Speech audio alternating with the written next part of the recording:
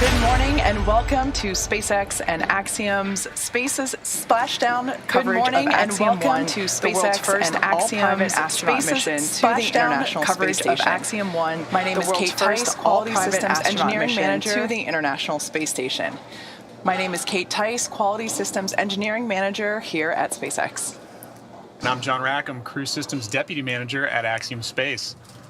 After 17 total days in space, 15 of them aboard the ISS, we are in the final phase of a journey that has covered more than 240 orbits and 6.3 million miles. So over the next hour, we will follow the return of Axiom astronauts Michael Lopez Alegria, Larry Connor, Mark Pathy, and Eitan Stiba as they splash down off the coast of Florida and conclude the first of several planned Axiom private astronaut missions. Now, since departing the International Space Station yesterday at 6:10 p.m. Pacific, the crew was able to get some rest and have a meal. There you can see a photo of everyone on board. Now, during this time, Dragon has been moving the vehicle into position for re-entry with a downhill phase burn, which is a short firing of Dragon's Draco thrusters to lower the spacecraft's altitude in advance of returning to Earth. Next up, Dragon will jettison its trunk, which is the cylindrical, unpressurized part of the spacecraft. And once the trunk is separated, Dragon will be running entirely on battery power. The trunk is currently connected to the aft or bottom section of the Dragon capsule, where the heat shield is located. Right, and from there, the spacecraft will use its forward thrusters to perform a de-orbit burn, which will put Dragon on a trajectory to return to Earth. This burn will last about 10 minutes once it starts. And this will be the last time we use those forward bulkhead thrusters. After that, we will close and lock the nose cone in preparation for re-entry. And during re-entry, as Dragon passes back into Earth's atmosphere, we will have an expected loss of communication, sometimes referred to as an LOS. This particular LOS is caused by the friction of the spacecraft pushing through the air at a high rate of speed to the point that it builds up a layer of superhot plasma around the vehicle. This plasma will dissipate and the communications will resume once the vehicle slows down. So this LOS should last approximately 7 minutes. Now, throughout this time, nitrox is used to cool the cabin and the suits to keep the crew comfortable. Now, this is the same stuff that they use in your scuba gear. Now, after we regain communication with Dragon, we'll have a couple of minutes before the drogue parachutes deploy. These are two smaller parachutes that are designed to stabilize Dragon and slow it down before the release of the mains. Less than a minute after the drogue parachutes deploy, we'll see the release of those 4 main parachutes. These are the big orange and white parachutes that everybody loves to see, and they help to further slow down the spacecraft. Over the course of 3 minutes, the drogues and the mains work together to bring the vehicle's velocity from 350 miles per hour to just about 15 miles per hour, at which point Dragon will splash down back on Earth. And when you think about it, on station, they're going 17,500 miles per hour. So it's quite a change in velocity over just a few minutes. Exactly, yeah. When you're going that fast and you're coming down to 350, it feels a little different, right? Yeah. So SpaceX knows exactly where Dragon is expected to land, and they have recovery teams pre-positioned in the area. These teams are trained to get to the Dragon spacecraft quickly, secure it, and then hoist it aboard the main recovery vessel. So from there, crews will open the hatch and help MLA, Larry, Eitan, and Mark out of the Dragon Endeavour. Now, the Axiom-1 mission has been remarkable from start to finish in a number of ways. This mission is the culmination of years of hard work between both government and private entities to expand the opportunities of private citizens, institutions, and governments around the world to partake in meaningful science, research, manufacturing, and STEAM-related activities in space. And this crew has certainly participated in a significant volume of all of that while on station. Let's take a moment and properly introduce the crew. Mark Pathy is Mission Specialist number 2 on the Axiom-1 mission. Mark is an entrepreneur, investor, and philanthropist, and is currently the Chief Executive Officer and Chairman of Montreal-based Maverick, a privately owned investment and financing company he founded that focuses on innovation and social impact. Through the Axiom-1 mission, Pathy has become Canada's 2nd private astronaut and the 12th Canadian to go to space. And serving as Mission Specialist 1, Eitan Stiba is now the 2nd Israeli ever to fly to space. In collaboration with the Ramon Foundation, the Israel Space Agency, and the Ministry of Innovation, Science and Technology, and the Ministry of Education, Stiba is flying to the ISS under the Rakia banner and the maxim, "There is no dream beyond reach." The pilot for Ax-1 is Larry Connor from Dayton, Ohio. Though through Ax-1, he has now become the first private pilot to reach the International Space Station. He has also become the first human to reach both the deepest ocean depths and pass beyond the bounds of outer space within 1 year. Larry has been actively involved with the Mayo Clinic and the Cleveland Clinic for many years, helping to understand the effects of aging. This mission is adding a new dimension to several of these studies. And finally, the Ax-1 mission is commanded by a retired NASA astronaut, Michael Lopez Alegria, a Spanish-American who was born in Madrid, Spain, and is also called Mission Viejo, California, as well as Boston, Massachusetts home. Michael is a U.S. Navy captain and has flown 3 times aboard the Space Shuttle and once aboard Soyuz. And in 2021, he was inducted into the Astronaut Hall of Fame.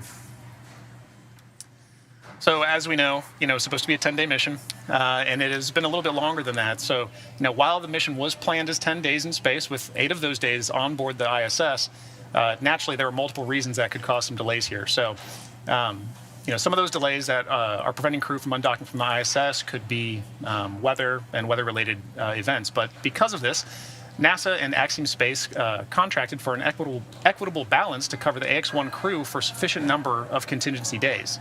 So knowing that the International Space Station mission objectives, like the recently conducted Russian spacewalk, would take precedent, or weather challenges, like we mentioned earlier, could result in a delayed undock, this mission is still within the contracted contingency timeline, and the team members on station will have plenty of food, water, air, and other consumables. Now, over the last few days, the teams at SpaceX, NASA, and Axiom have monitored a variety of weather-related challenges across the 7 recovery zones all around Florida. Each day, the teams have concluded that the weather would be outside the limits for recovery, unfortunately, and that is what has prevented the crew from returning back to Earth until now. Right, but despite the uncertainty, the Ax-1 crew has had to remain prepared for undocking this entire time. So beyond their daily checklists and space-to-ground coordinations to prepare the cargo for departure, they filled their time with additional Earth observations. Now, as you might imagine, packing the cargo onto their Dragon must be done in a very particular order. Everything is super choreographed if you've listened to any of our broadcasts before. Now, because of this, the teams have run a mass analysis for the vehicle's return. It starts by packing personal items and clothing, then packing the science that the crew studied while aboard the ISS. The final cargo loaded are the cold bags packed with passive temperature controls known as ice bricks. Now, at the moment, Dragon is doing a couple of things autonomously. It's isolating the thermal control system fluid loops from the radiator. This system is what will help keep the internal temperature of Dragon comfortable for our crew during the reentry phase. And then after that, we'll wait for the claw to separate. The claw is what connects the trunk to the capsule itself. It delivers power, telemetry, and fluids, and the claw step is the first step in that trunk separation process. So we, of course, need to separate the trunk or jettison the trunk in order to expose the heat shield, and because the heat shield is located at the bottom part of the pressurized section of Dragon, which is where our crew is. Right. So there, actually, you can see we have a lovely little animation. So the top part is the pressurized section that I was just talking about. That's where the crew is seated currently. And then the bottom half, the part that's half black, half white, that is the trunk.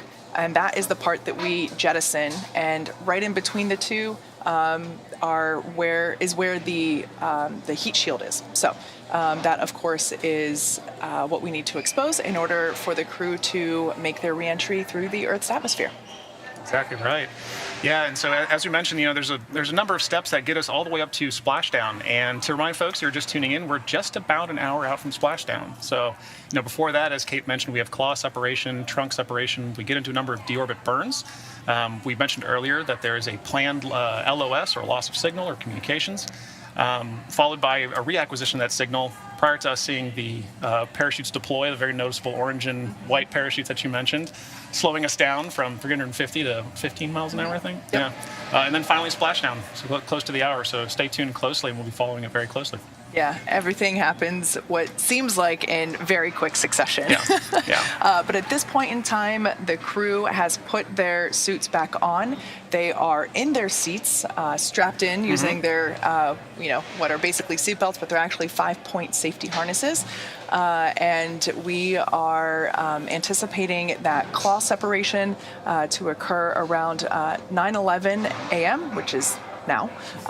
So there you on the left side of your screen is a live view of Mission Control Center here in Hawthorne, SpaceX headquarters, which is located just behind us. So there are mission controllers are on console communicating with Dragon as we anticipate the claw separation and trunk separation. And there on your screen right now, that looks like Sarah Gillis, our SpaceX core or crew operations and resources engineer. That is the person who is responsible for keeping in communication with the crew themselves. Right. So, but it's important during operations like these too to have kind of a single voice talking with crew. You know, we hear the term Capcom quite a bit for SpaceX's core. But having that one single voice to communicate between all of the ground operations going on and crew, is really essential for crew to just be able to hear a single known voice and, proceed with their operations on the vehicle. Yeah, absolutely. So as we've mentioned before, the crew is in their seats. They have donned or put on their spacesuits once again. And actually, there's our first live view of the Axiom 1 crew inside our Dragon capsule. They have undocked from the International Space Station. That occurred at 9:10 p.m. Eastern yesterday, April 25th. And very excited to see them. They've, as you mentioned before, they've been in space a little longer than anticipated. Yeah. Probably to no one's dislike. Right. But they are coming home today, thanks to the weather finally cooperating for us. Exactly. And that's one of many variables, right? It was the same thing that we talked during launch. For those of you who were with us during launch. And Kate mentioned earlier, everything is very choreographed for all of these operations, whether it's launch, on orbit, their time on orbit, or coming back home.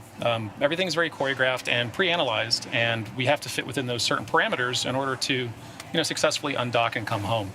And you can't see it there, but I don't know if you noticed, Kate, when we got that first live view of the capsule, there was an Axiom 1 logo or an Axiom 1 patch. The sticker. The sticker was on the vehicle, so it's a so, good point of pride. We have a third one in there now. Oh, for sure. I love it. Yeah. Now, for those of you who might not be familiar, the Dragon capsule that the Axiom 1 crew is flying in today has been to space twice before, actually. It previously supported the NASA SpaceX Demo 2 mission, which was the first time that NASA astronauts departed to space from American soil since the retirement of the space shuttle in 2011. That was in we did that Demo 2 mission in 2020.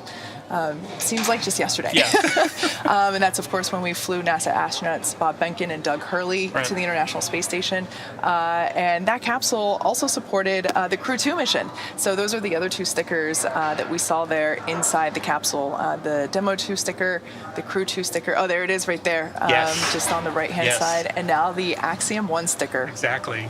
No, it was really cool seeing on launch. We saw the Demo 2 and the Crew sticker. And so I really love being able to see the Ax-1 sticker on the way back now. It's marked. It's a permanent piece of history. I love that.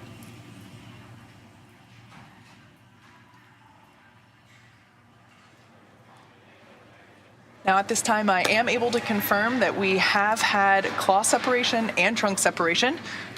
So that is super exciting. Once again, we do that in order to expose the heat shield. So that is another physical change to the capsule itself.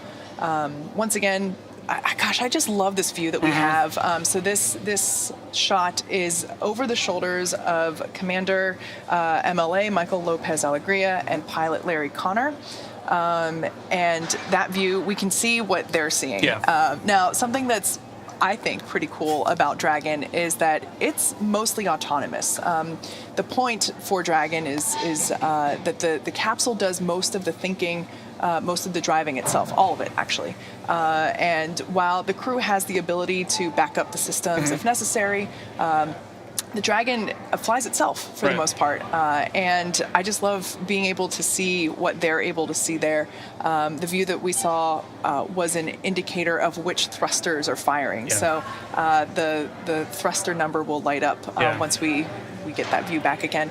But it's super exciting to see just the controls that they have, and man, just to be up there and think we're going home today. Yeah, exactly. Well, and I think what's really interesting too is, MLA mentioned before his flight how excited he was, particularly about the Dragon capsule. He's flown in shuttle, and interestingly enough, he has flown on the shuttle Endeavour, right, on STS-113. So going from something like shuttle to what the Dragon capsule is, it's a completely different experience. But he can compare those two systems and see how far the vehicle development has come since his days in the shuttle. And something autonomous like that, but you still have good controls into. He seemed really excited about it. Yeah, I mean, I could imagine. Yeah. Being able to say that you've been to space not once but multiple times and in different vehicles, that's quite an accomplishment. It really is, yeah. Yeah, and I can only imagine what the training was like for it too. The last time you had trained for something like the actual cockpit you'd be in, it was a shuttle, completely different. I've gotten to go inside shuttle cockpit trainers, and it is intimidating. Not being a pilot myself, but loving systems and being able to geek out on the switches. That was overwhelming, But then we got a chance to go sit and see the Dragon training capsule after launch, and I was astounded at the simplicity of it. But it, like you said, crew has the ability to interact with the system when they need to, and that's the important thing. Yeah. Now there's a view once again inside Dragon Endeavour with our Axiom 1 crew. They undocked from the International Space Station last night. They are now preparing for a re-entry through the Earth's atmosphere. We're targeting a splashdown outside Jacksonville as our primary launch site today. And for those, all right, so I have confirmation that deorbit burn has begun. Fantastic. You can actually see on the screen there on the right-hand side, so that would be in front of pilot Larry Connor's view on the right-hand side. You can see which Draco thrusters are firing.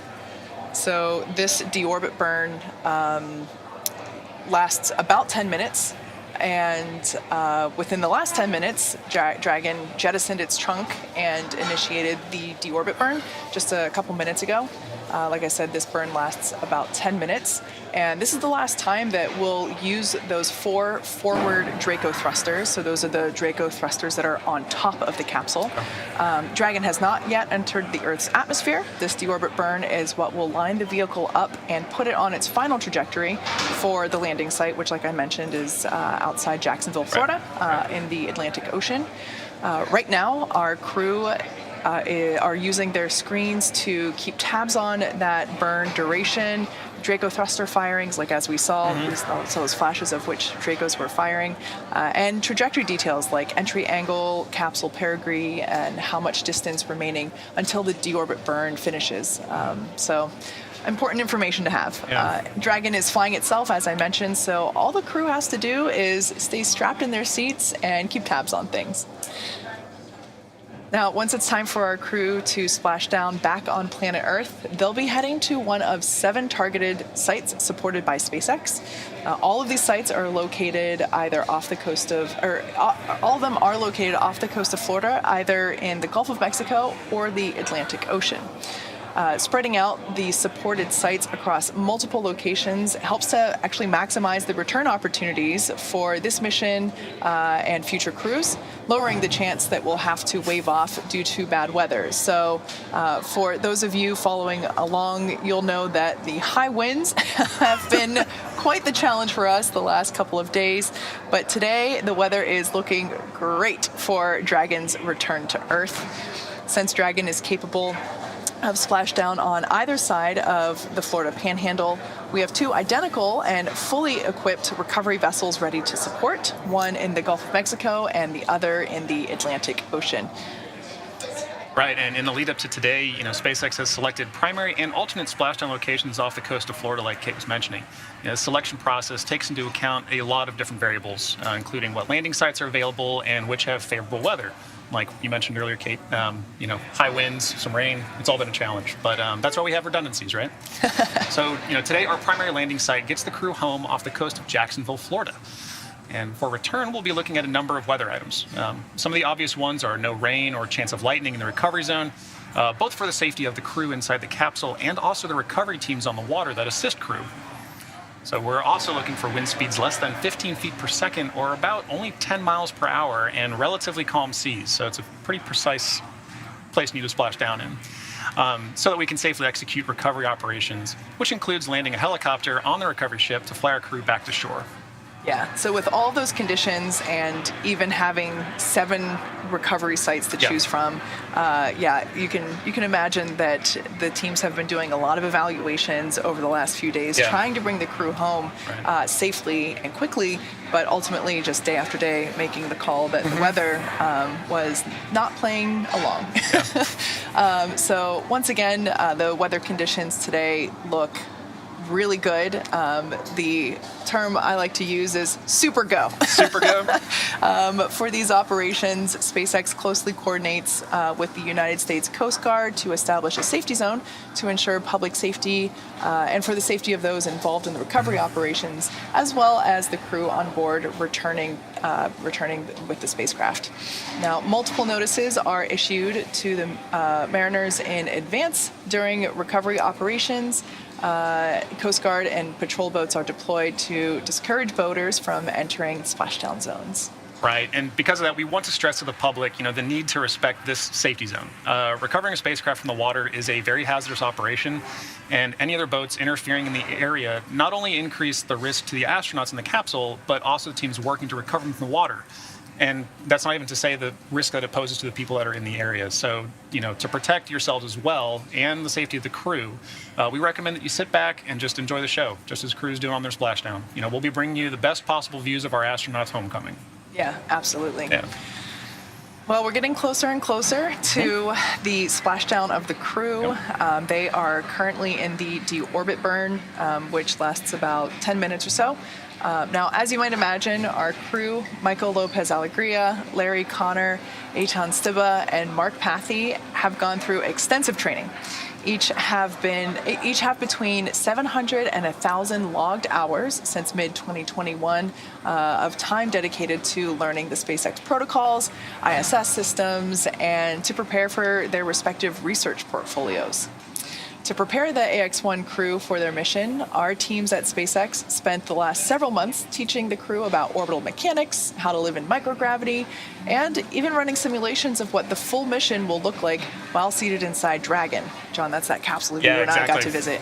Now, this team has studied nearly 100 different training lessons covering all aspects of the mission. As the commander, Michael focused on guiding his crew through all of their SpaceX, NASA, and space station training. Our trainers have told us that he demonstrated exemplary leadership in building a cohesive crew that can tackle any problem they're given and work together to solve it through effective communication. Now, as the pilot, Larry spent time developing his technical and operational skills as a first-time flyer in order to build a foundation for piloting Crew Dragon. Larry also served as the translator for his mission specialists, breaking down the technical data for his crewmates. Right, and as mission specialists, Eitan and Mark spent a majority of their training becoming proficient in operating equipment, interfaces, and a suite of other tools at their disposal to support their crew members throughout the ascent, rendezvous, and return portions of this mission. But their training didn't stop there.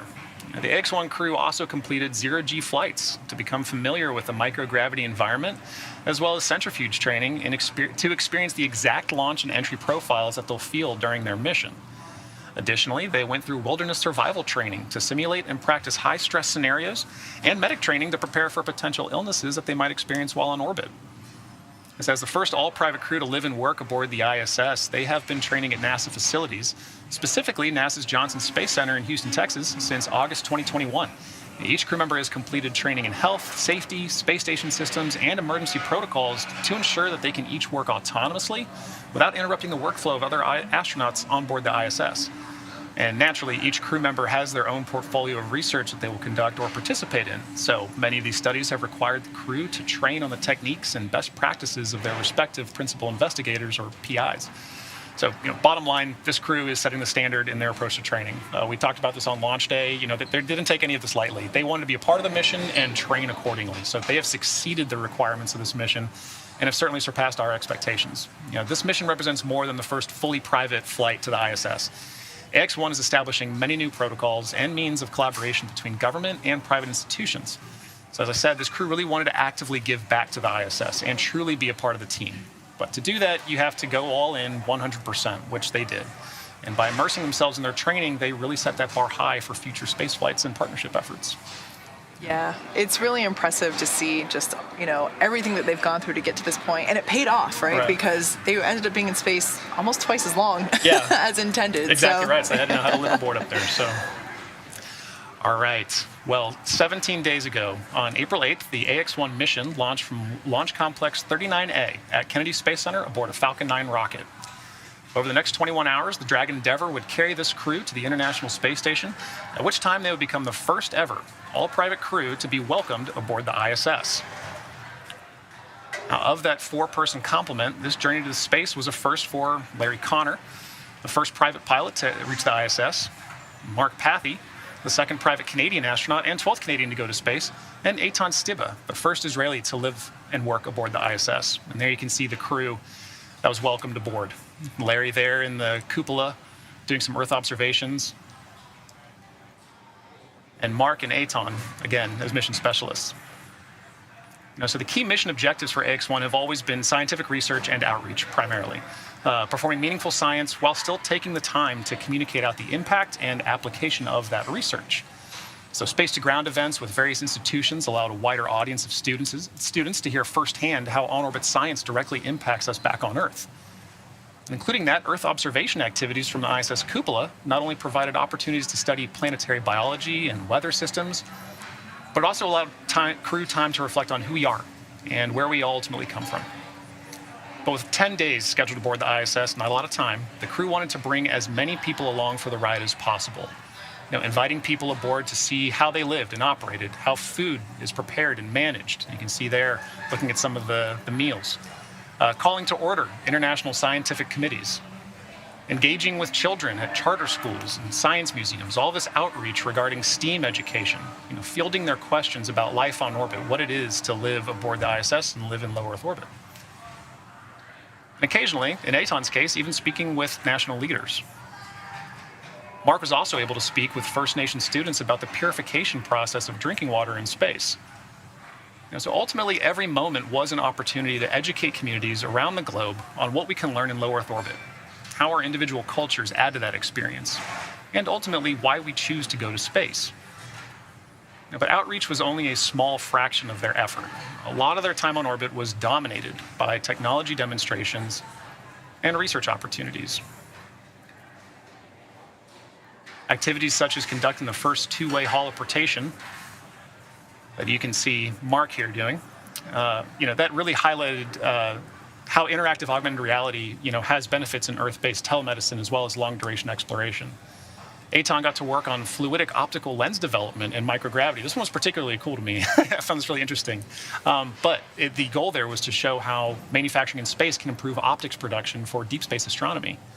Eitan also got to perform a neuro wellness study that assessed cognitive performance and brain activity. And while Mark got to utilize biomonitor studies to investigate new analysis techniques to detect negative effects on key organ functions. But above all else, the crew of Ax-1 wanted to ensure that this mission always tied back to the people on Earth. That somehow, in addition to the significant amount of research performed, the mission ultimately remained grounded in its ability to connect the dots between home and low Earth orbit. Not only appealing to both who we are, but also where we are heading. Ultimately, Ax-1 was a mission that highlighted why we go. So during launch, we highlighted the significant number of research objectives that this crew had. You can see that we touched on only a small fraction of the mission's on-orbit accomplishments. That is only a part of this mission's story. So to see more of what crew accomplished in their time on orbit, please visit axiomspace.com/ax1-research, which you can see in the bottom of your screen. At this point in time, I am able to confirm that deorbit burn has concluded. Excellent. And it was good. Good. So we are committed to bringing Fantastic. the Axiom-1 crew home today. As we've mentioned before, we are targeting a splashdown off the coast of Florida, near Jacksonville, over on the Atlantic side. Now, in the background, Dragon is currently inhibiting those forward bulkhead Draco thrusters that we just used to complete that deorbit burn, ensuring that it's safe to latch the nose cone and shut for reentry.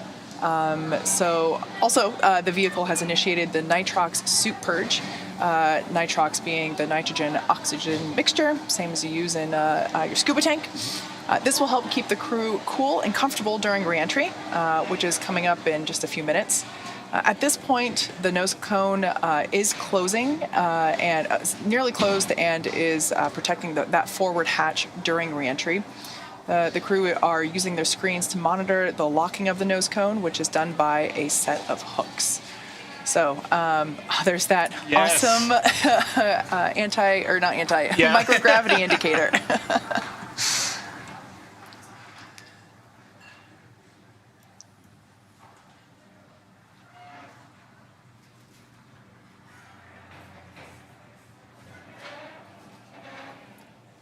Kate, you were mentioning earlier when we could see over the shoulder of MLA and Aton, or MLA and Larry, excuse me, when we were looking at their screens, you could see, those Draco thrusters firing. Last night I got to watch a bit of the undock, and because it was during a night pass, you really got to see those Draco thrusters firing at night. Sure, and that was really cool. So I like that you get to see it on the screen too. Yeah. Yeah.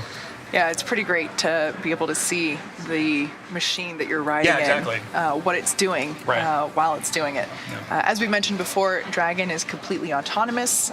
Everything from the point in which it separates from the second stage to the point that it splashes down. The crew has the ability to act as a backup to Crew Dragon's systems, but the capsule essentially flies itself, which is really important because it's actually safer than if humans were to steer it. And there we can see on the screen the orientation of the Dragon capsule to the Earth. Once again, that is pilot Larry Connor on the right-hand side. Well, was on the right-hand side, and Commander Michael Lopez Alegria was on the left. Right. So in this view here, on the far left, we have Mission Specialist Mark Pathy. Then to his right, Larry Connor, then MLA, and then on the far right, at the other window seat, is Aton Stiba. And of course, our stowaway, the zero-G indicator, Caramel from Montreal Children's Hospital. It's good to see. Yeah. Now that view on your screen there is the Mission Control Center here in Hawthorne, California, SpaceX headquarters. That is where our Dragon controllers are supporting the mission. And as we enter the final phase of this Axiom-1 mission, which of course is the deorbit burn and splashdown. All right, so confirmation there that the nose cone is closed. That is complete. So we have basically closed Dragon back up. We have covered up the forward hatch as well as those forward Draco thrusters, forward being at the top.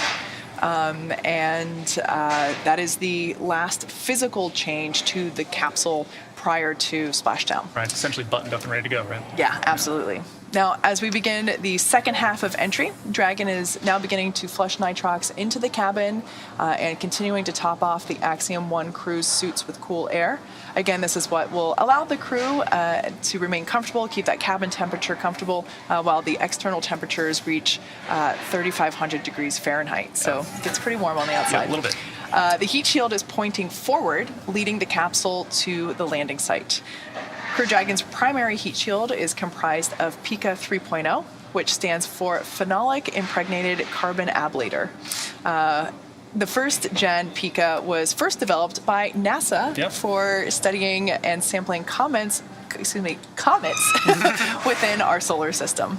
Right, and then SpaceX partnered with NASA to develop PICA-X, which was the second-gen product used on the Dragon 1 cargo resupply missions, or CRS missions, that successfully resupplied the space station on 20 missions. Pika 3.0 was then developed specifically for use on Dragon 2 crew and cargo, with enhanced structural and thermal properties that optimized the heat shield and ultimately drove down cost and mass. Yeah, pretty cool. Yeah.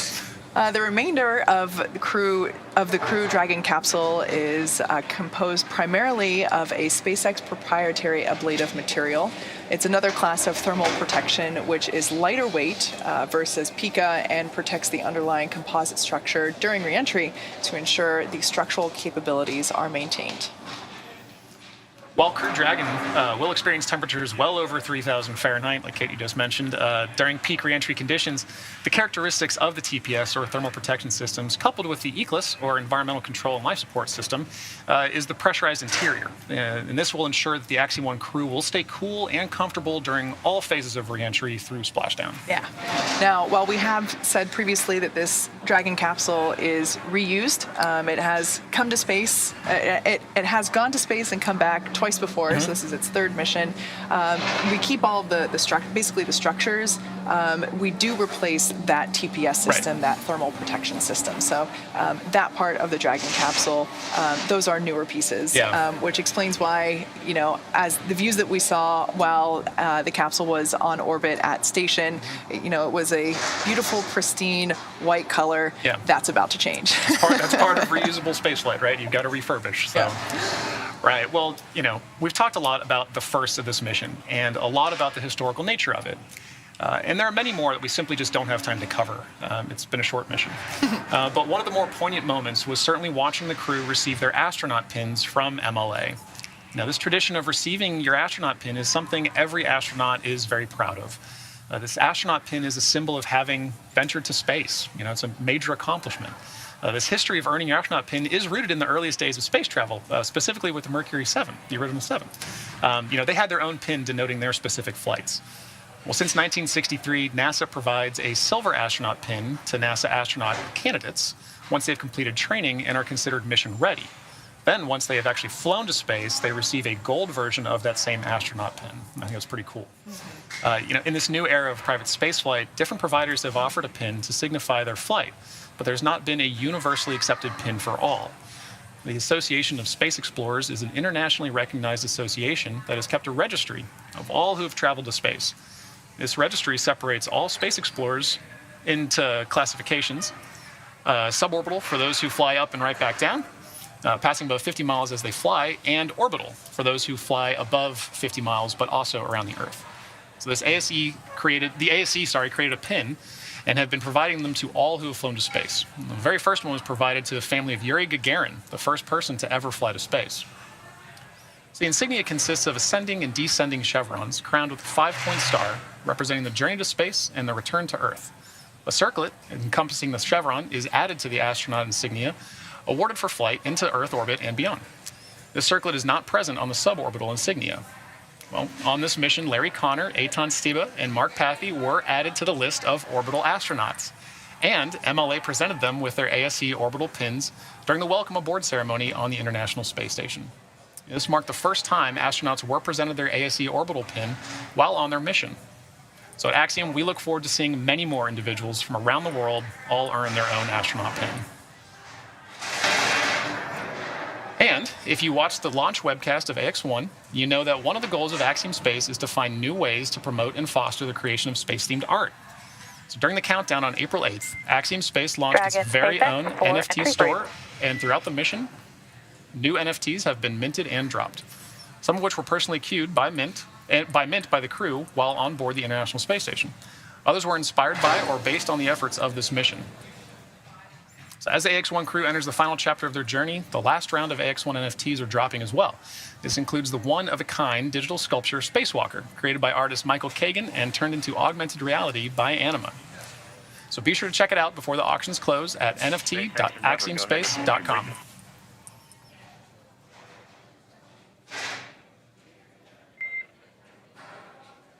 Copy that. At this time, I have no notable updates to vehicle status and recovery team status. Weather is still looking great, with no significant change to the numbers I called up previously. I don't believe you have the blackout start and end times, so I have those available for you when ready to copy.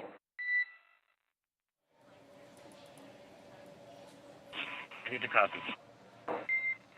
All right, blackout start is predicted at 16:53:04, and blackout end at 16:59:40. How copy?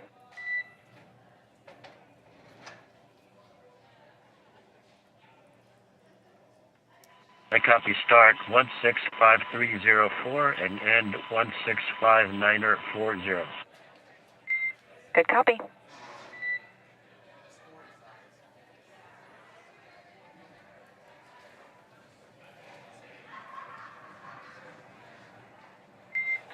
And that is all I am tracking for you guys.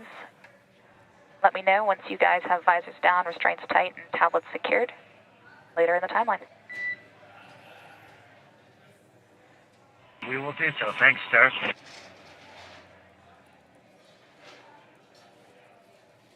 All right, there. So communication with our Axiom 1 crew and SpaceX core, Sarah Gillis there, seated at SpaceX Mission Control, just behind us here in Hawthorne, California.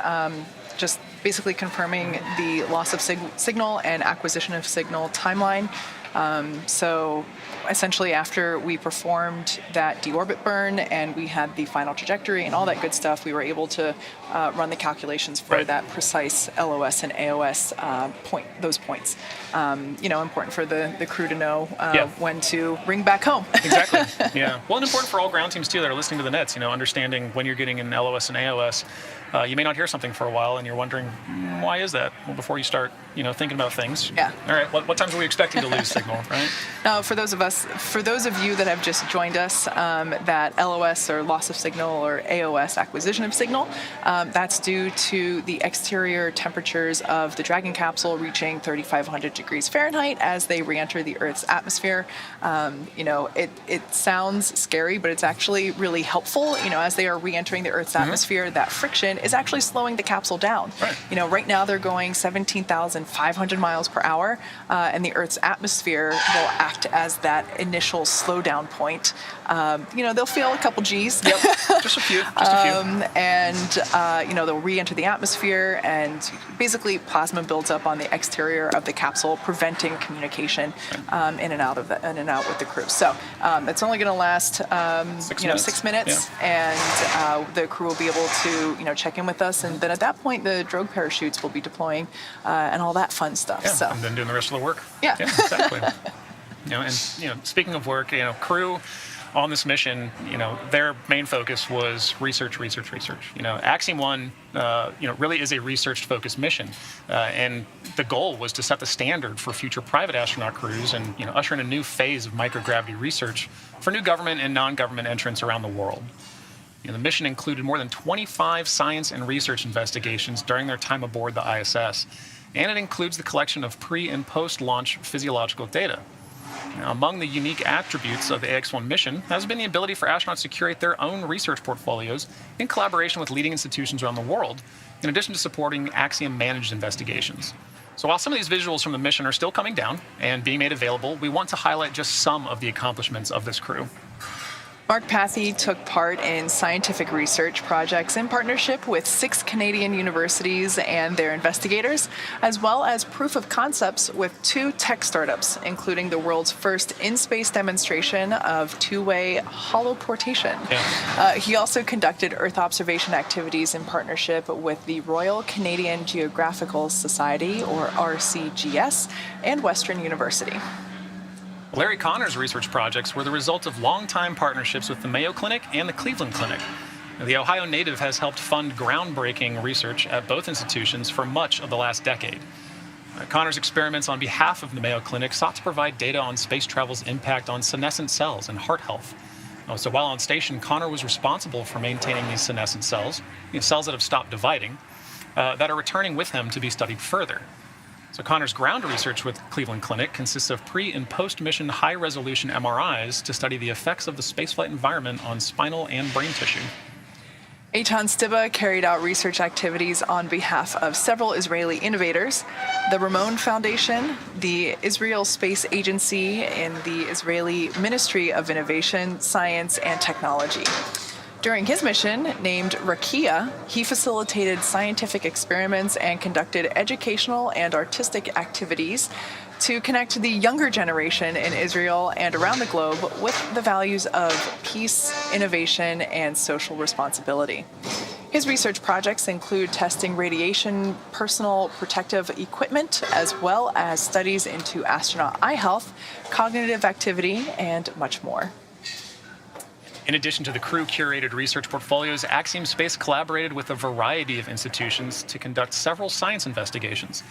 Demonstrations ranged from Tesserae, a self-assembling technology for satellites and future space habitats, to the JAMSS JAMS photocatalyst, an air purification technology, and included research studies on modeling tumor organoids, a cancer stem cell study, and participating in the ongoing efforts of the Translational Research Institute for Space Health, also known as TRISH, which calls for pre- and post-flight collections of physiological data. So MLA helped facilitate these Axiom-managed studies, as well as conducting several outreach events. So more information on the incredible works performed by this crew while on the ISS can be found at axiomspace.com/ax1-research. Missions just like this one will open the door for new countries around the world to pursue and participate in the benefits of human spaceflight. Exactly. And to that end, at Axiom, we are hard at work building the next destination in low Earth orbit. Axiom Station is being designed as a true continuation and evolution of the International Space Station. So much gained over the last 20-plus years. Axiom's goal is to build upon the successes and lessons learned over that time while bridging the gap between the ISS and commercial spaceflight. Ultimately, allowing for greater access to that knowledge and capability ensures that humans continue to benefit from time spent in low Earth orbit. At Axiom's first private astronaut missions are crucial steps in learning how the relationships between government and private industry can grow and change.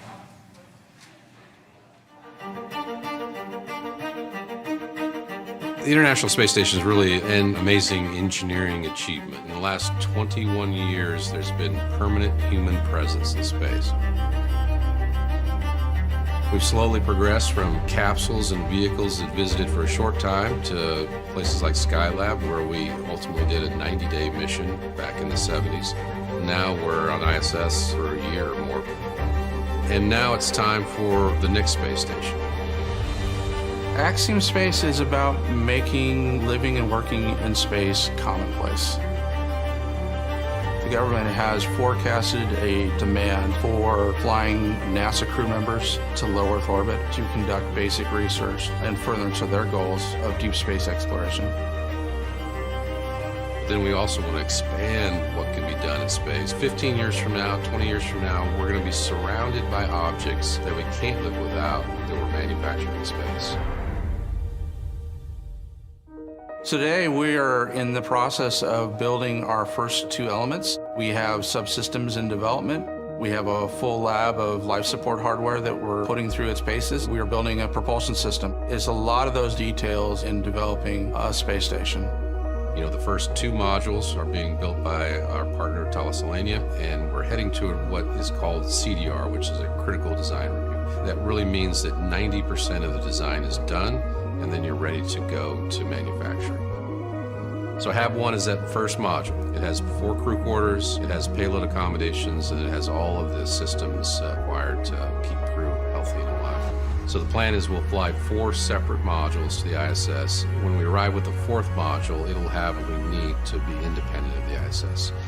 So a lot of thought went into how do we allow it to grow. When we look at the future, we have thoughts on how we could double the number of crew every 5 years.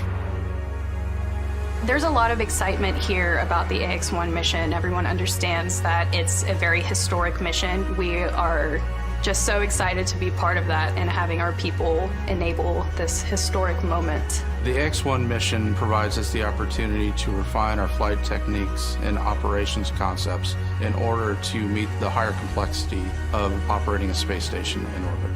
That moment where we're captured and birthed to the International Space Station will be a moment that defines how we move forward as a species in low Earth orbit. This will be really the first time a fully commercial element has been part of the complex.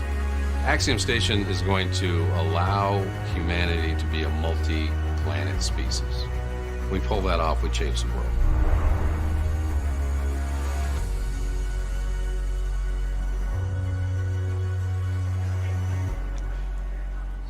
So at this point in time, the crew, they are in Dragon Endeavour. They are in their seats.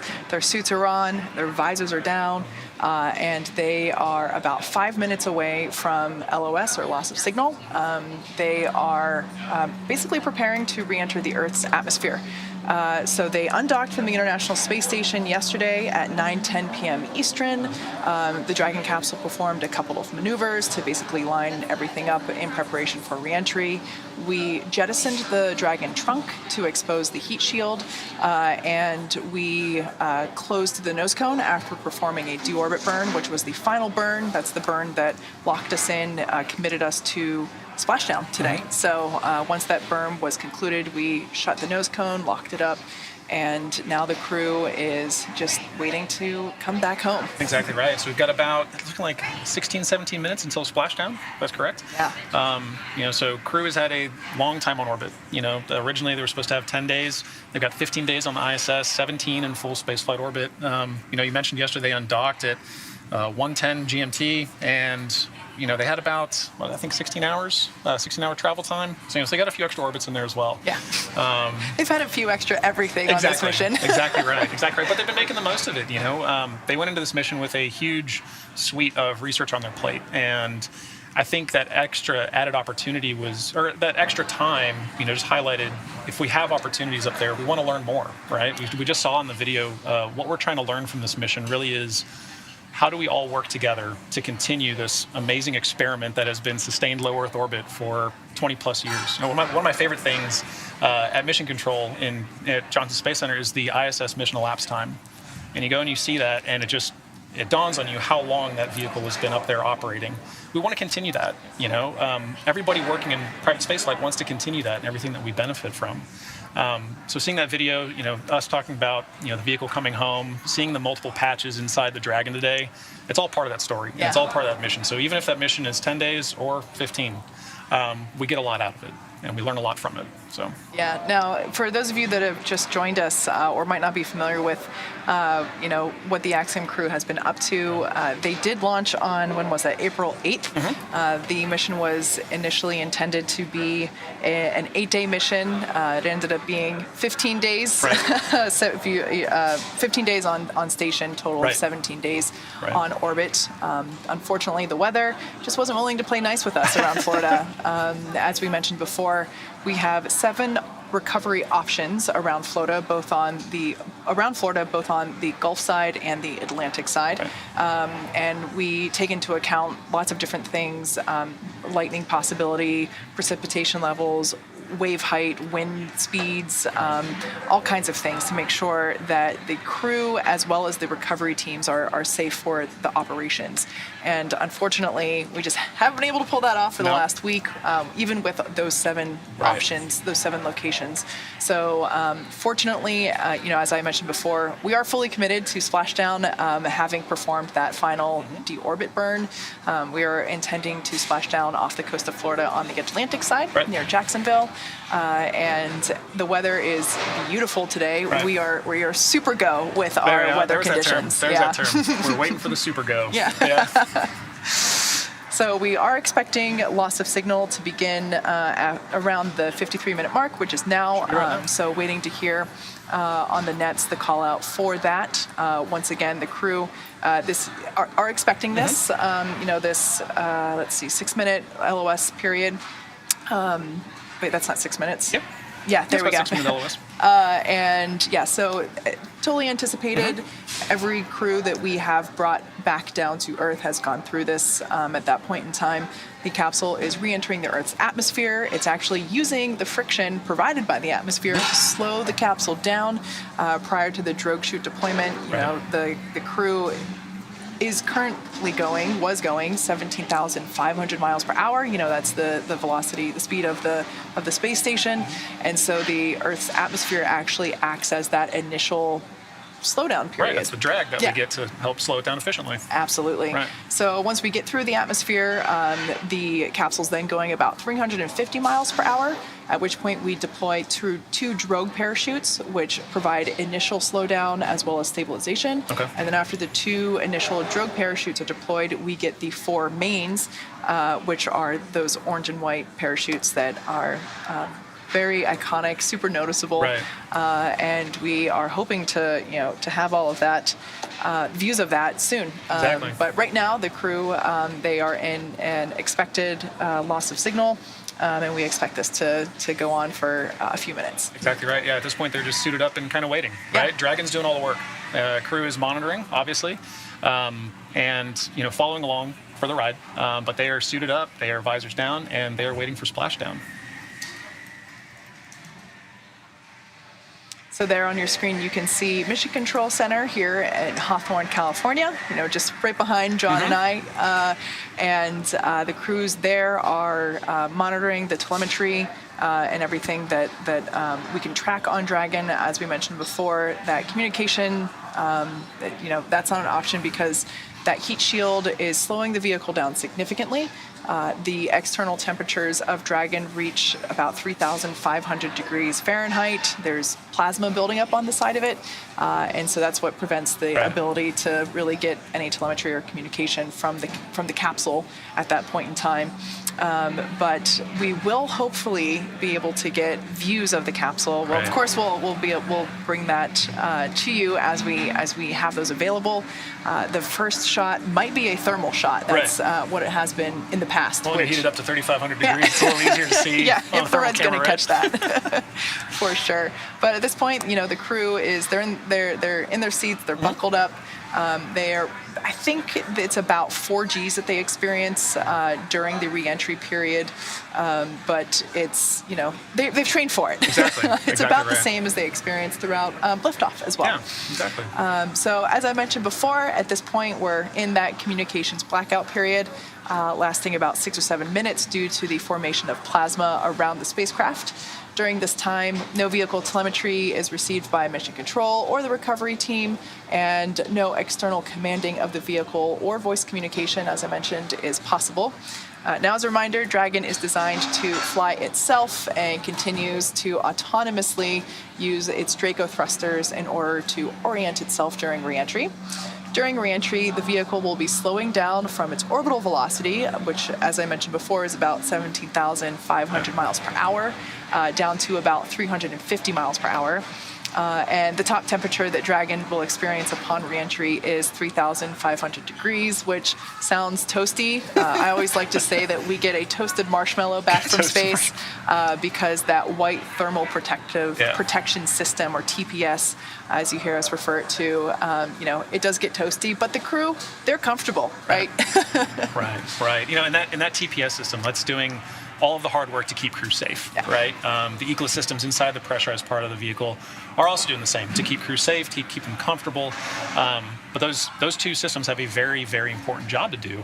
In addition to the drogue parachutes, like you mentioned, right? Each of these systems, as part of the overall Dragon capsule, has a very specific and choreographed aspect to safely allow crew to re-enter. Absolutely. And then once they splash down, there it's ground teams. Ground teams are really carrying, ensuring that the vehicle is safe. And there's our first view of Dragon Endeavour re-entering the Earth's atmosphere with the Axiom 1 crew.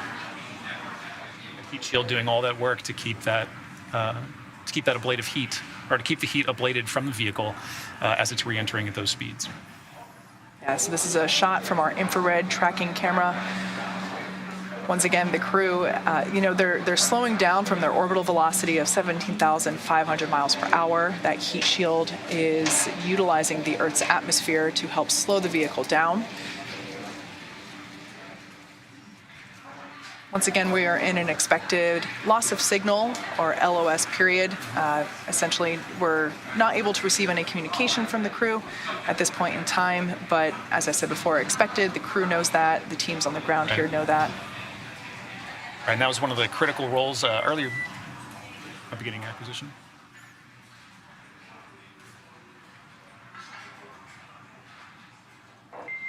Dragon SpaceX comm check. Loud and clear, sir. Cruise to its time. Copy that. Great to hear from you.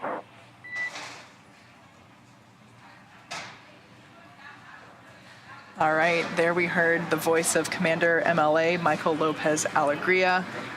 They're just confirming that the crew, they're doing good. Right on schedule, too. Yeah. As we mentioned before, the external temperature of the capsule is about 3,500 degrees as it, makes its way through the Earth's atmosphere, but the crew, they're comfortable inside. Dragon, you can expect automated parachute deploy at standard altitude.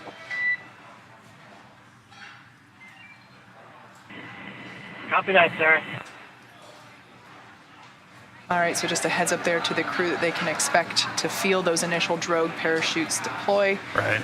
As I was saying before, the crew's comfortable. While the exterior of the capsule is warming up, we are purging the internal cabin and their suits with nitrox or nitrogen oxygen mixture to keep them comfortable and cool. Mm-hmm. Yeah, exactly. So, as we're waiting for confirmation that Dragon chutes have deployed, just prior to the deployment of the initial drogue chutes, Dragon will automatically safe the propulsion system. Dragon then deploys its drogue parachutes to stabilize and decelerate the vehicle, like you mentioned earlier, Kate. Now, just before the deployment of those drogue parachutes, seats automatically rotate 26 degrees to keep the crew within acceptable or G limits for entry and landing. Without the drogue chutes, we would have to make the mains 3 times stronger and heavier. And of course, everything about spaceflight is about weight. Right. So if Dragon SpaceX, brace for drogue window. Racing. All right, so just a couple moments here until those drogue parachutes are released. Shortly after the drogues are released, we'll see the release of the main parachutes, right, which help to further decelerate the vehicle and allow the vehicle to proceed safely to the splashdown zone in the Atlantic Ocean. The vehicle's velocity at drogue deployment is about 350 miles per hour, and they deploy at about 18,000 feet.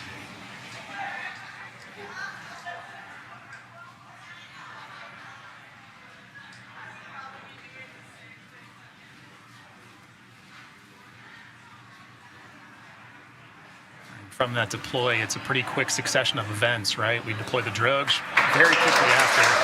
There we go. We're seeing the drogues deploy now. Live view from onboard Dragon Endeavour of those drogue parachutes. Capsule's going about 350 miles per hour. Nominal descent rate for 2 healthy drogues.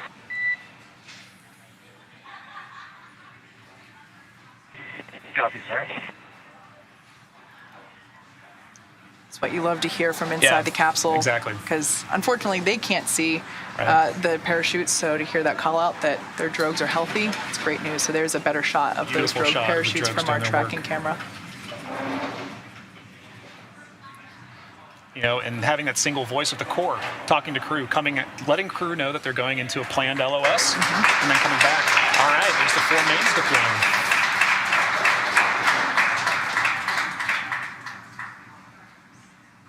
All right, so We have visual on 4 mains.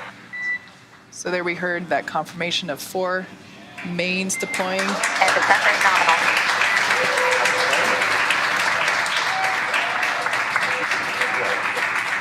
Gorgeous shot of those 4 main parachutes. 1,000 meters. Copy 1,000 meters. So just the crew reporting that they're only 1,000 meters Right. from splashdown. Right.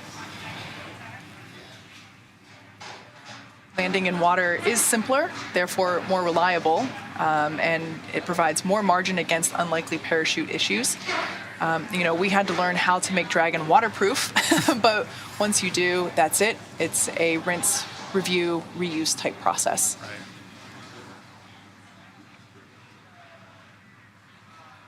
800 meters. Copy 800. Once again, our Axiom 1 crew is targeting a splashdown in the Atlantic Ocean at our Jacksonville recovery zone. The recovery teams are in the area waiting for that splashdown confirmation. scheduled for about 2 minutes from now, according to our clocks. 600 meters. Copy 600. So we can see that capsule there, as I mentioned before, when we saw it on station and of course during launch, it was pure white. Right. It is no longer. Right. We now have really a beautiful shot of that toasted marshmallow. That thermal protection, those thermal protection systems, Right. Keep the crew safe. Copy 400. And like you said, that's a testament to the design of the vehicle doing exactly what it was designed to do and what it has to do to do it safely. And like you said, rinse, reuse, right? It's all part of reusable spaceflight. First live view of our crew there from inside the Dragon capsule now that they have re-entered the Earth's atmosphere. 200 meters, bracing for impact. Copy bracing. I think I see that zero-G indicator in the lap of Mission Specialist Mark Pathy there. That's right.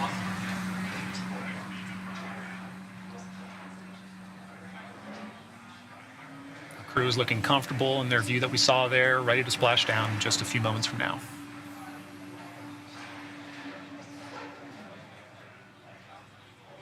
And right now, I think those parachutes slowed the vehicle down to about 15 miles per hour? Yep.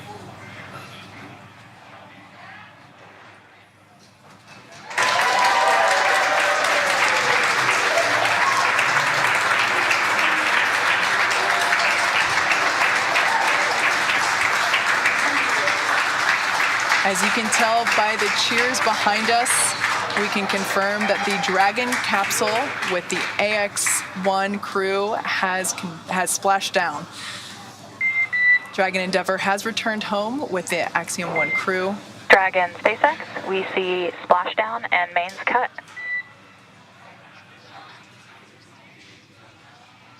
We concur. The SpaceX recovery ship and team that you see there on your screen has been waiting for Dragon splashdown, and they're now making their way to that location. On behalf of the entire SpaceX team, welcome back to planet Earth. The Axiom 1 mission marks the beginning of a new paradigm for human spaceflight. We hope you enjoyed the extra few days in space, and thanks for choosing to fly with SpaceX.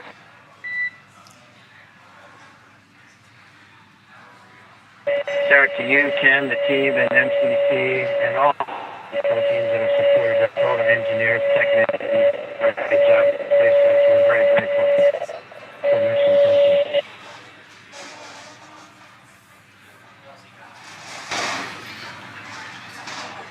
All right, well, good calls there from MLA and Core. And we copy all. Crew excited to be home. All of us on ground happy to have crew back home. Now, the teams have been ready and waiting for about 3 nautical miles away, so it's going to take them about 30 minutes to make their way to get the crew inside Dragon.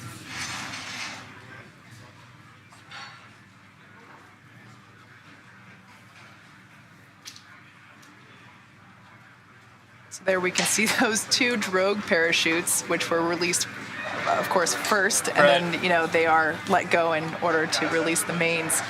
That's what we see making their way back to Earth as well, of course. The whole system comes back. Yeah. Sarah,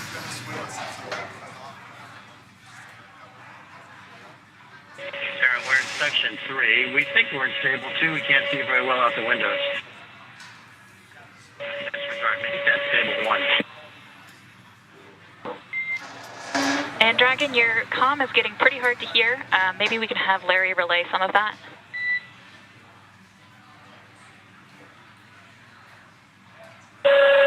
Yes, Sarah, we're just confirming we've got fog freezing on the windows that we are in stable 1.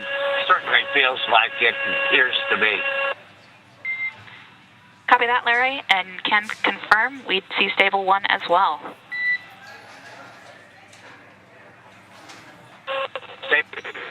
By the way, my thanks to you, everybody, all the people who have supported us around the world. Just amazing job and amazing mission.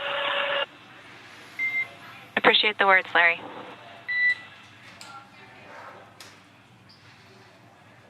So that was our pilot, Larry Connor, also just expressing his thanks. Now we can see the Dragon capsule. So I just want to, kind of inform a little bit about what those calls were. So we heard the crew basically wanting to confirm stable 1, stable 2. So that's basically just the position that the capsule splashes down in. So stable 1 being this primary upright.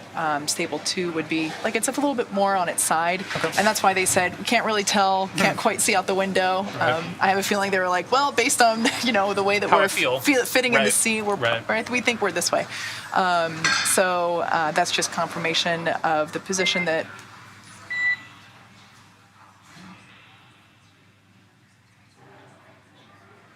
False Quindar tone. Yeah, false Quindars.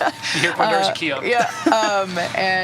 Yeah, so the recovery teams are now starting to approach the Dragon capsule. Dragon SpaceX, we are go for recovery personnel to approach. You can expect personnel alongside in about 1 minute. Perfect. So there's that safe approach call. Understand, 1 minute.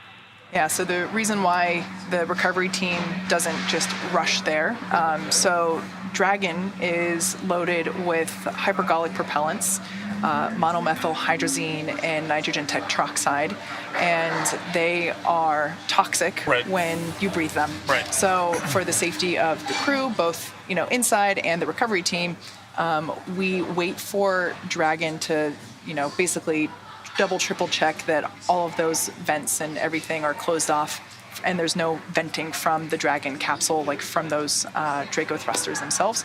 So that's what that communication was in terms of making sure that we got the okay from the capsule, and then Mission Control gave the okay to the recovery team. And we can see them there. There will be an individual that actually climbs on top of the capsule, and they are placing the harnessing and the rigging essentially for hoist. Exactly. Okay. The equipment that's required in order to lift Dragon onto the recovery vessel. Infrared shot there of that fast boat, as we call it, approaching, and they're basically doing another sniffing test, essentially, where you can see that the team has PPE on, personal protection equipment, respirators to do a triple check that the vehicle is not releasing any of those toxic hypergolic vapors. Right. As we mentioned earlier, this is a very coordinated maneuver, right? The weather has to be right. The area has to be clear. We mentioned how it's important that, other people are not in the area because this is, as Kate mentioned, you have the safety aspects of the hypergol that you need to worry about, but also just what crew is trying to do there. That's not an easy thing to do in the water. Having done a few boat maneuvers myself, it's not that easy to be doing what they're doing. So having the area clear for these teams to work and make contact with crew, but while also performing these maneuvers is really important. And you can see as well why we had to wait for such a super go for clear conditions and weather on a splashdown day. Even with nominal seas like that, this is an operation that takes a lot of attention and a lot of work on ground crew's side.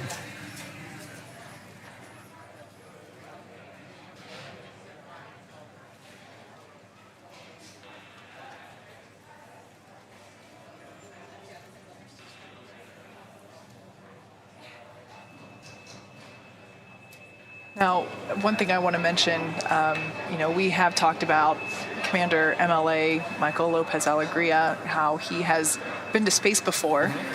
This is the first time that he has made a water landing. You're right. So, he landed back on land with the space shuttle and the Soyuz. Right. So this water landing, we gotta keep it interesting, right? Exactly. Gotta get to do something new. Yeah. So there we can see one of the SpaceX recovery team members has climbed on board Dragon in order to start essentially equipping Dragon with the things that we need in order to lift it or hoist it up onto the recovery vessel. Right. So on that note, Kate, looking ahead at some of the operations ahead of us, once the team is done rigging, the next big phases of this are really to bring a recovery ship. We're waiting for Dragon, SpaceX, com check. I have you loud and clear, sir. I'll be. Have you loud and clear as well. Just wanted to verify a comm configuration update. For awareness, it appears we have a couple parachutes that are going to need to be towed out of the way for the recovery ship to approach. So there might be a slight delay to schedule, but we'll get you an update on timing soon. Copy all. All right, so on your screen, we could see the recovery teams basically lassoing the Dragon capsule in preparation. Now, we did hear a little bit of new information there from SpaceX Core, which is the crew operations and resources engineer, Sarah Gillis, just letting us know that a couple of those parachutes that came down with the Dragon capsule, that, once the Dragon capsule lands, we cut the lines to those parachutes so that, if there is a little bit of wind, the Dragon capsule doesn't get pulled along with the parachutes. Now, those parachutes, we do recover them, and we just heard some information there that we need to basically move them out of the way in order for that recovery vessel to make, the larger recovery vessel, the primary vessel, to make its way to the splashdown site. Right, which you can see the team's doing there, right? Pulling some of the parachute out of the way. And it's a good call on Core to, have that comm check and then let crew know, hey, there's been a slight deviation to the schedule, all nominal, all's good, but want to give you a heads up.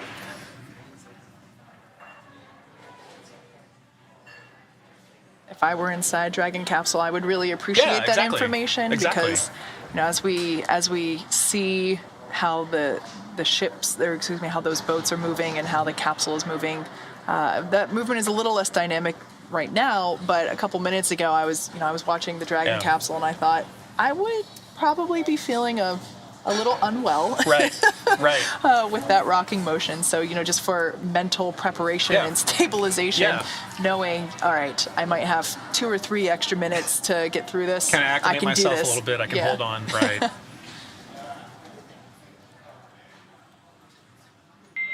Dragon, SpaceX for internal video. Go ahead, sir. If y'all are feeling up to it, request permission to come on board via the display camera view only. Permission granted. Copy that.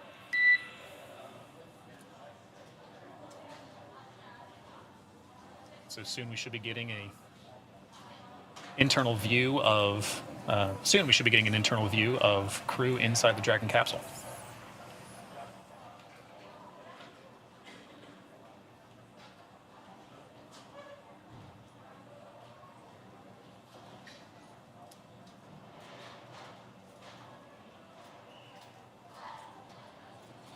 For those that have just recently joined us, after 17 days on orbit, 15 of those days on the International Space Station, we can see that the Axiom-1 crew has returned home to planet Earth.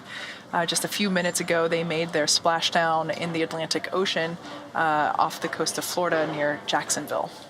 And there we can see our recovery teams working the capsule in preparation for lifting it onto the recovery vessel. And there we have a shot of Mission Control Center here at SpaceX headquarters in Hawthorne, California, where John and I are located. Yeah. What I particularly loved, there's a great shot from inside the Dragon. So this is just after splashdown now. We've got a shot over the shoulders of Commander MLA and pilot Larry Connor.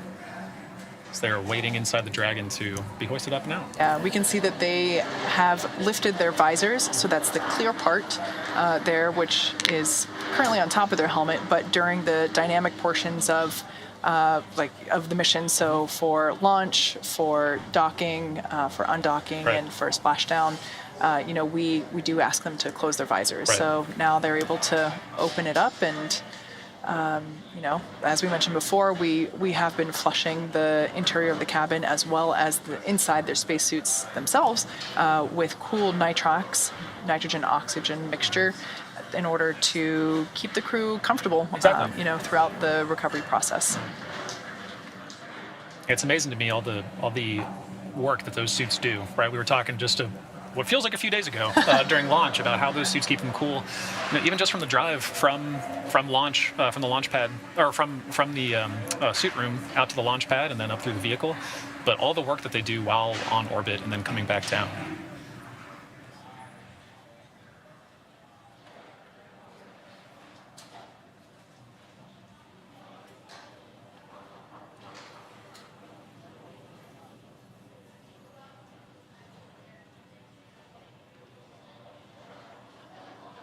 Earlier, Kate, when you showed the shot, or when we saw the shot of mission control during splashdown, for those who weren't able to join us while we were splashing down, I loved hearing cheers from everybody here. It was something I expected on launch day, but it's moving to hear it on splashdown too. It shows how many people are vested in the entirety of the mission, not just launching, not just on-orbit operations, but coming back to, a mission is from start to finish. Absolutely. And that was really, really comforting to hear. Early Monday morning here, there are still people standing outside of mission control here. Oh, 100%. Cheering it on. I love it. We wouldn't miss it. Yeah.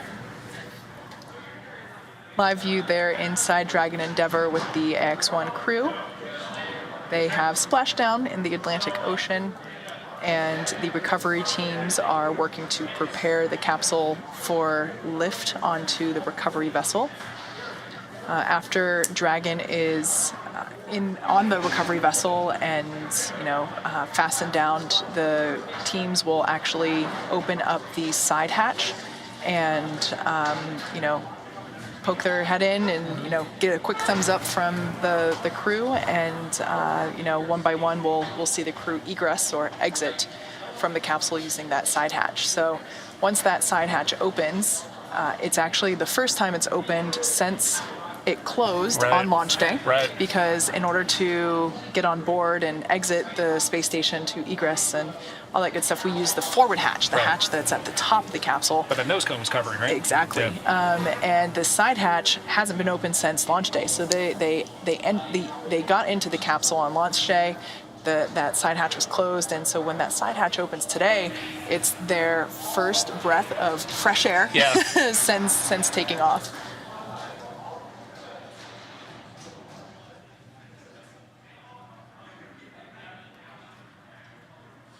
As we noted earlier, it's going to take a bit of time for the recovery vessel to make its way to Dragon. We got a call from Core saying that we had to get some parachutes out of the way so the ship can make a safe approach. But at this point, the rigging teams are working to make sure that Dragon is ready to be hoisted on that vessel as soon as it gets there. Yeah, absolutely. As we've mentioned before, you heard us say it already today. You heard us say it a ton on launch day. Everything is carefully choreographed when it comes to space flight. The fact that the Core communicated to the crew just to let them know, hey, there's a slight delay, or you can anticipate a slight delay. It's all about safety is what it comes down to. The safety of the crew on board, as well as the safety of the support teams. In this case, the recovery teams there in the water with the crew. Right. That is priority number one above all else, and just making sure that everything is planned for step by step. And even in, I don't want to call the parachutes in the way off nominal, because that is a normal thing to happen, but it wasn't, we didn't plan for it, right? Yeah. So, for something like that where it's like, okay, the parachutes are in the way, cool, we have margin. Dragon SpaceX for private medical conference. And you have procedures for that as well. Absolutely. Go ahead with the DMC. For awareness.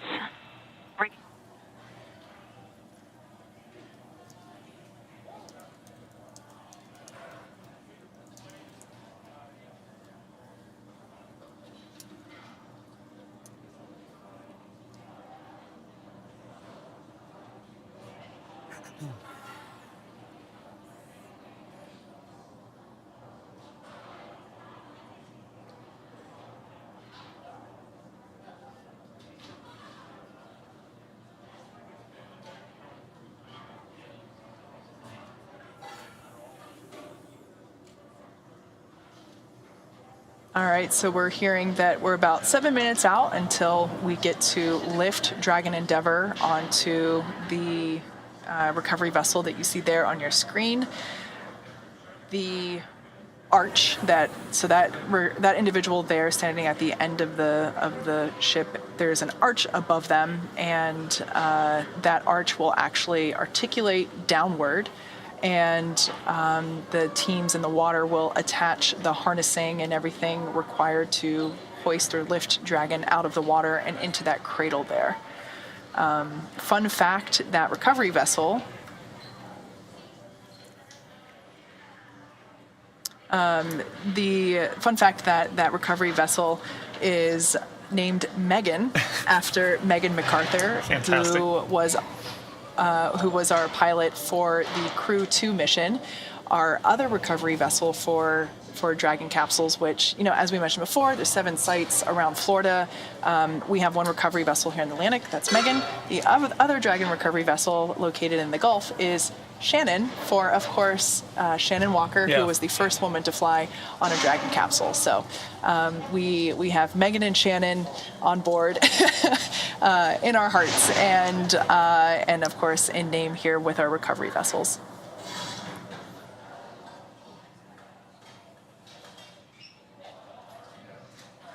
There we can see Megan making a slower approach now, coming up to Dragon Endeavour.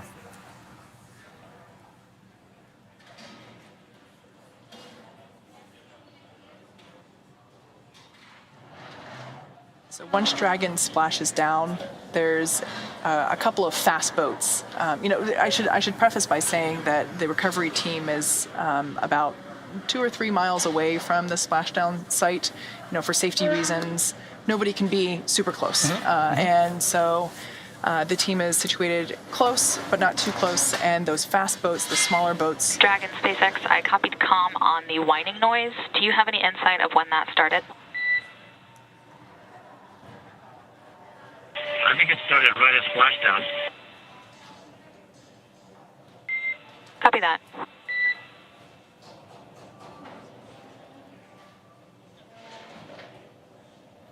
I was about to ask you about it. It's fairly high pitch, quite loud, and it varies in frequency a little. It's hard to tell if it's mechanical fan ventilation of some kind, or maybe some kind of ascot event. It's hard to tell.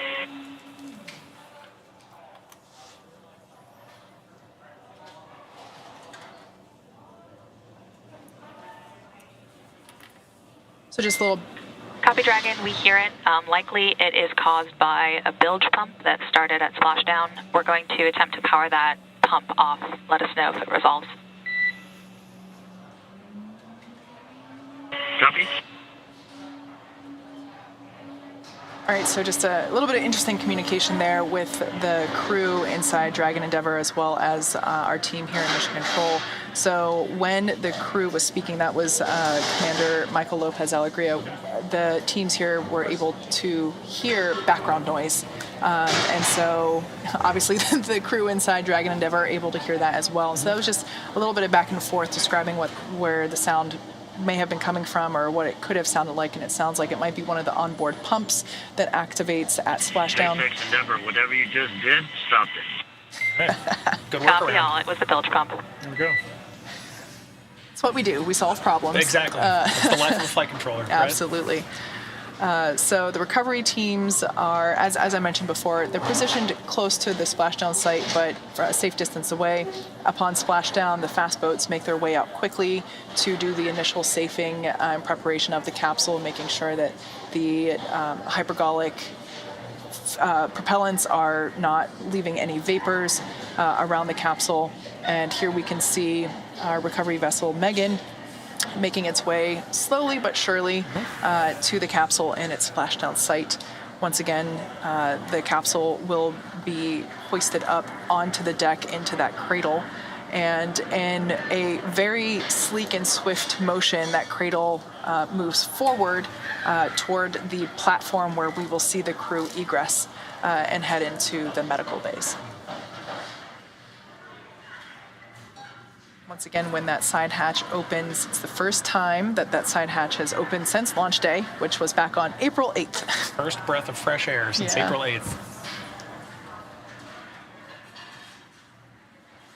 And earlier, Kate, you were mentioning, every bit of this operation, for all of spaceflight, is safety first, right? And when you're this close to the finish line, it's even more critical to, follow those procedures, to Absolutely take it slow and steady, right? Everybody wants to get across that finish line right now, but the mission's not over till they're safely back on board and you can open that hatch and get that breath of fresh air, right? So, For sure. Those fast boats make that initial contact, and Megan is coming up, in good time, following along with the timeline and making sure that we safely get Dragon back on board.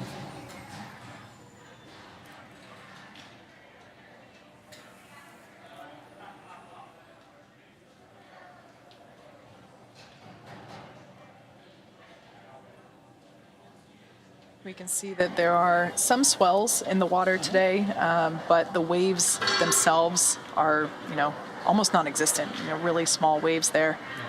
We can see that skies are mostly blue with some clouds, as we mentioned before, with all of the weather factors that we take into account for, so things like precipitation levels, wind speeds, wave height, lightning in the area. Yeah. Those are all factors that play into whether or not we get the go for undocking and the go for splashdown, which, over the last few days has been the challenging factor for us. As we mentioned before, the crew was originally supposed to be in space for 8 days, ended up being in space for 17 days due to those weather restrictions, essentially, where we just couldn't get go criteria met for those various conditions.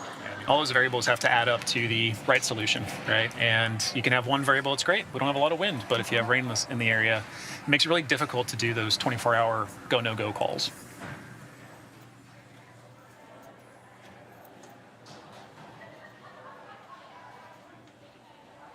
Okay, so right now it looks like we can see that the recovery teams are preparing to lower the vessel's hydraulic lift mechanism into the water, which will bring the spacecraft into the on-deck translation system known as the nest.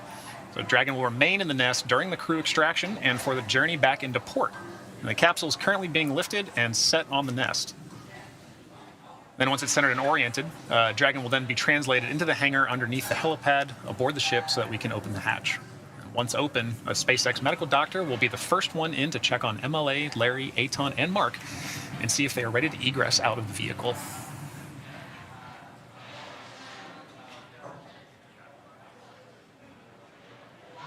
So we can see that hydraulic lift has been lowered, and they'll begin to hoist Dragon up onto the deck.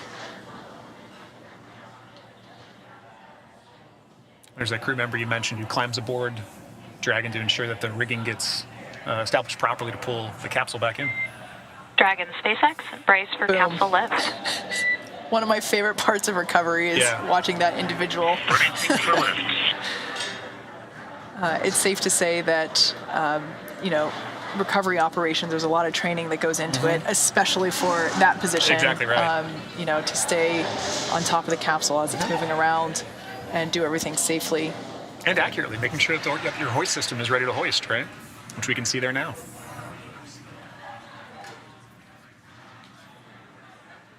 All right, so the Axiom 1 crew is now out of the water, making their way onto the deck of our recovery vessel, Megan.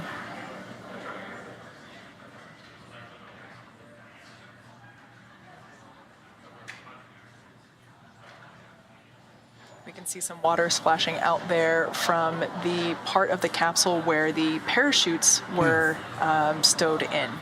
So that now is empty, with the side hatch just above. So that side hatch is where the astronauts will egress from. Before we open the hatch, the spacecraft's cabin pressure has to be equalized with the outside environment. And once the hatch is opened, like we mentioned before, that'll be the Axiom 1's crew first breath of fresh air since they boarded Falcon 9 at the very start of their mission just earlier this month on April 8th. So there we can see that the capsule is now seated in that cradle, and that cradle will then be pulled what looks like towards us, which is actually towards the front of the boat and closer to the the bays. That ablative shield of the capsule, the TPS, is sitting on what looks like a cradle. Dragon SpaceX, welcome aboard the recovery vessel.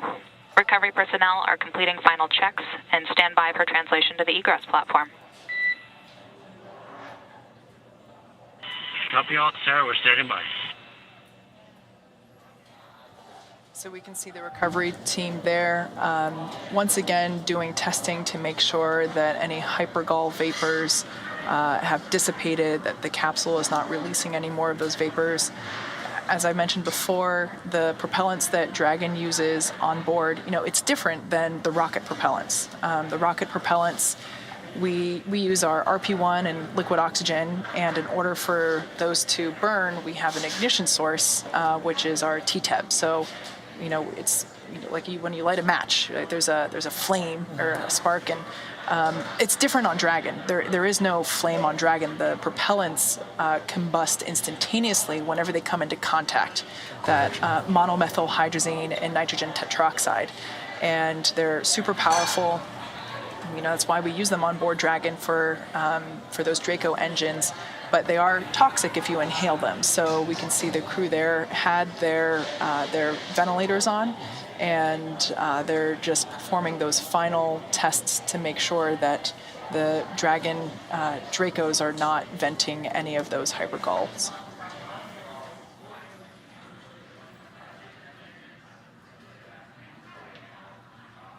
It's pretty amazing to see. It has been amazing to see the pictures while the capsule was, on station.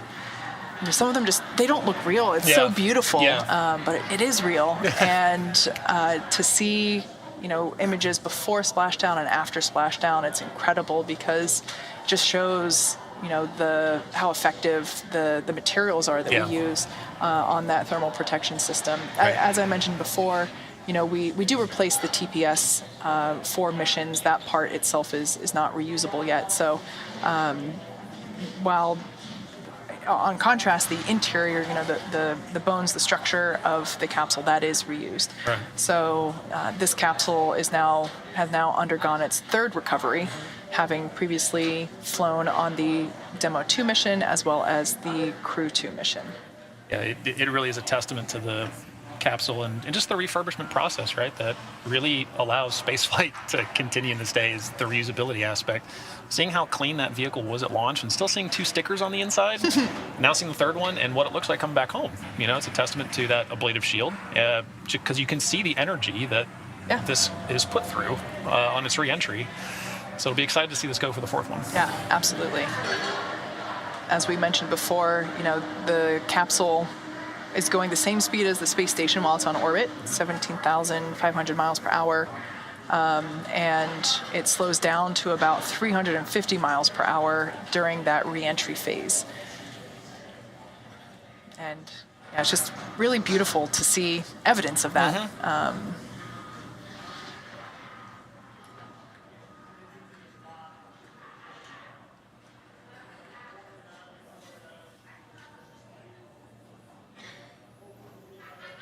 So just for a little bit of orientation while we have this view still, the bottom part of the capsule, that's where the heat shield is, right. And that's the part that was essentially facing or leading the capsule. So the capsule re-entered, with the bottom part first.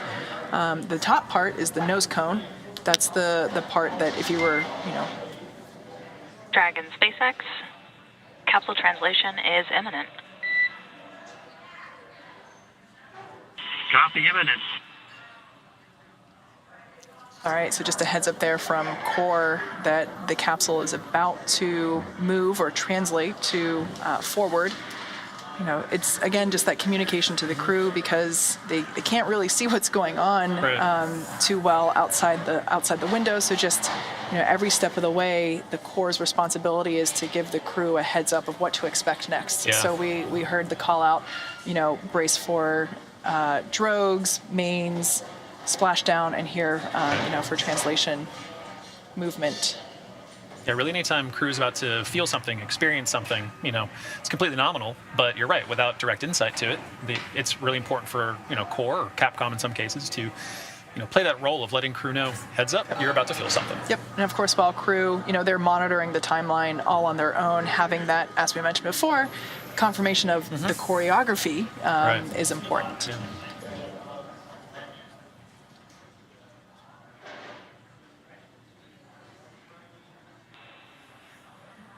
So we can see that side hatch really coming into view now, situated there in between the two windows. Just a recovery harness there in front of it, which of course, will be moved.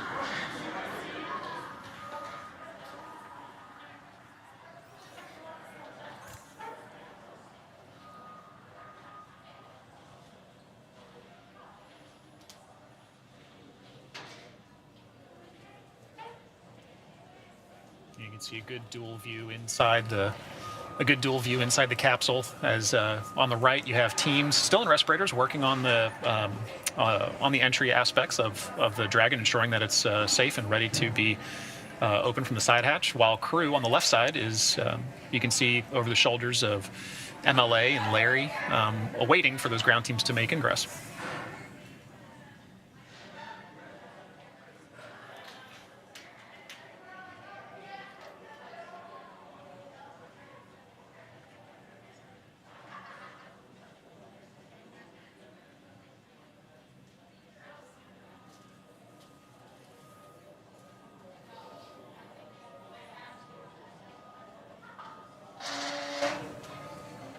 See the crews there still wearing their PPE or personal protection equipment.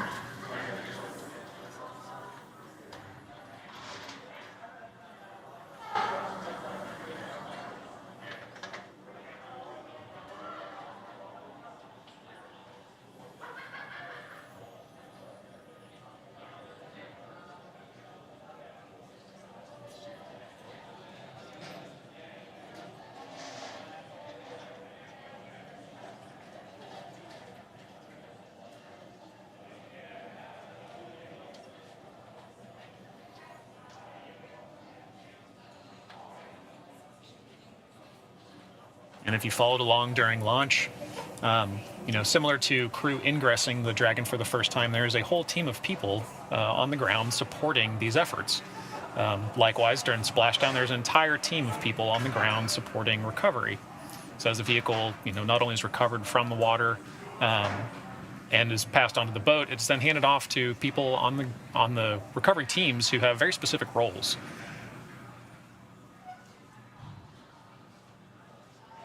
As we mentioned before, the interior for Crew Dragon, that air pressure has to be equated to the external pressure, so that, that's what's going on.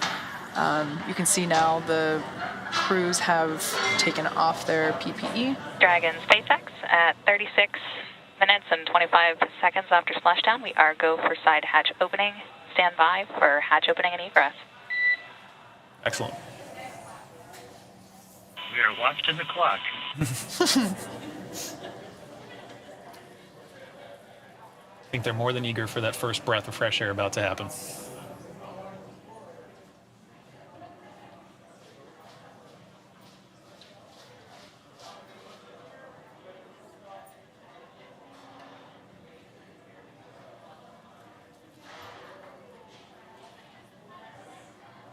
All right, looks like that side hatch is open. Excellent.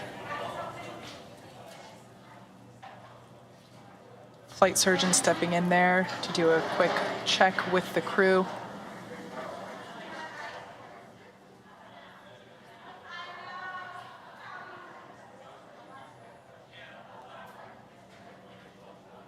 That white piece of framing there is a fixture that we'll put inside the all right, we can see the recovery crews there inside the Dragon. Yes, we'll put that piece of fixturing around the side hatch just to protect it while the crews are, getting out of the capsule now.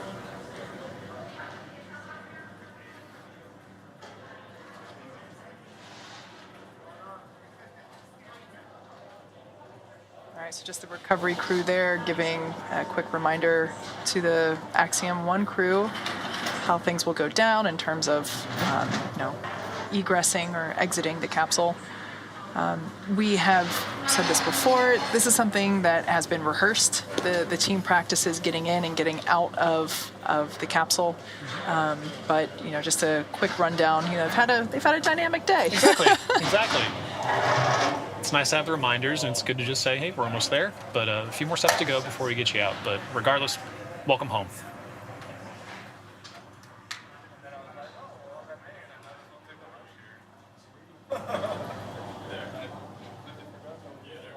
This view here, we have the commander, MLA, on the left-hand side of your screen, and pilot Larry Connor on the right-hand side.